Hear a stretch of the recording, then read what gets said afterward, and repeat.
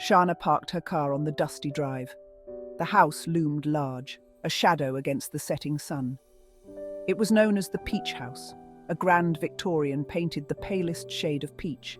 She hadn't been back in years. The house held memories, both happy and sad. Shana took a deep breath. The air smelled of honeysuckle and old secrets. She had inherited the house after her great-aunt Margaret-Lee passed away. It was a lot to take on, especially for someone who felt lost in their own life. Leaving the city hadn't been easy, but Shana knew she needed a change. The city held too many painful memories, memories of her dreams falling apart. Stepping out of the car, Shana felt a sense of peace settle over her. It was as if the house was welcoming her home. Maybe this was a chance to start over, to find herself again. The Peach House was more than just a house. It was a landmark in their small town. For generations, it had been home to the women of Shana's family, women with hearts as big as the house itself. Shana's great-aunt, Margaret-Lee, had been a force of nature. She was known for her kindness, her wisdom, and her peach cobbler. Everyone in town had a story about Margaret-Lee, about how she had helped them in some way. Wow, the garden still looks beautiful. Shana walked through the overgrown garden. Roses bloomed in shades of pink and white. The scent of lavender filled the air. The garden had been Margaret-Lee's pride and joy. Shana could almost hear her great-aunt's laughter. The house stood at the end of the path, its paint faded but still beautiful. The porch swing creaked gently in the breeze. It was an invitation to sit and stay a while.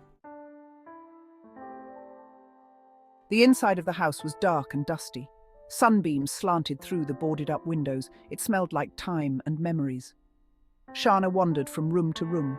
Each one held echoes of the past. In the attic, Shana found a treasure trove of memories. Old photographs, letters tied with ribbon, and trunks filled with antique clothes. It was like stepping back in time. Shana felt a connection to these women she had never met. What's this trunk over here? One trunk, tucked away in a corner, caught Shana's eye. It was made of dark wood and bound with leather straps. The lock was rusty, but Shana managed to pry it open. Inside, she found stacks of journals, their pages yellowed with age. The journals belonged to Margaret-Lee. In delicate handwriting, her great-aunt had chronicled her life, her hopes, her dreams, her loves and her losses.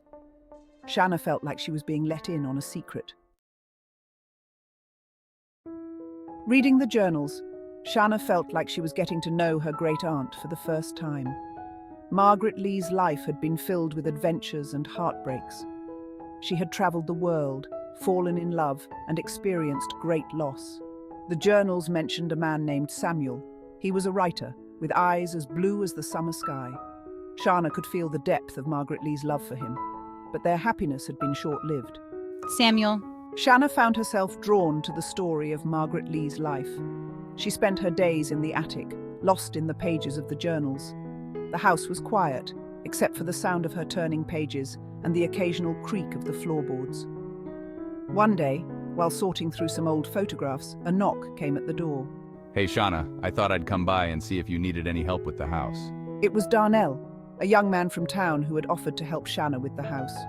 He was kind and patient, with a quick smile that reminded Shana of the warmth of the summer sun. Oh, hey Darnel, that would be great, thank you. Section 5. Restoring more than wooden nails. Darnel started by helping Shana clean up the garden. They pulled weeds, pruned roses, and planted new flowers. As they worked, Shana shared stories of Margaret-Lee. Darnel listened patiently, his eyes twinkling with interest. Soon they moved on to the house itself. They repaired the porch swing, replaced broken windows, and peeled away layers of old paint. With each repair, the house seemed to come alive again. It was as if they were restoring more than just wood and nails. They were restoring a part of Shana's history. Darnel was good with his hands. He had a knack for fixing things, but he was also a good listener. He encouraged Shana to talk about Margaret-Lee, about her life in the city, about her dreams. They spent their evenings on the porch, drinking lemonade and watching the sunset. Shana would read passages from Margaret-Lee's journals, sharing her great-aunt's stories with Darnel. He seemed to understand the connection Shana felt to the past. Section 6. Where the heart belongs. As they worked on the house, Shana found herself changing. The city girl who had arrived with a broken heart began to heal. The fresh air, the hard work, and the peace of the countryside were restorative. Shana realized that she had been running from her past, from the pain of losing her parents, from the disappointment of her failed dreams. But in the quiet of the peach house, surrounded by memories of her family, she found the courage to face her grief. She started to dream again. Not the big city dreams she had once cherished, but smaller, more meaningful dreams. Dreams of restoring the peach house to its former glory, of creating a home filled with love and laughter. Dreams of honoring her family's legacy. Section 7, A Shared Journey. Darnel was more than just a helping hand. He became Shana's friend, confidant, and partner in her journey of self-discovery.